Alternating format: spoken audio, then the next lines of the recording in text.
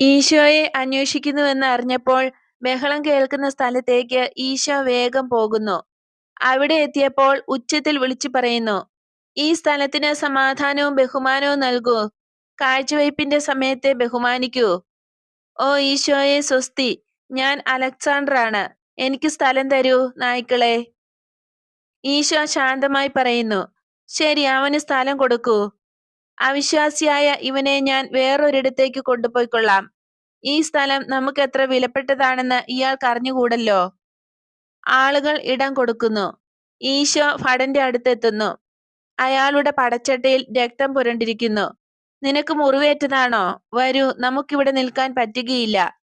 ഈശോ അയാളെ വേറൊരു മുറ്റത്തുകൂടെ കടത്തി അതിനപ്പുറത്തേക്ക് പോകുന്നു.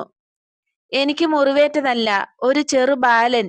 എന്റെ കുതിര അന്റോണിയായുടെ സമീപം എത്തിയപ്പോൾ അവൻ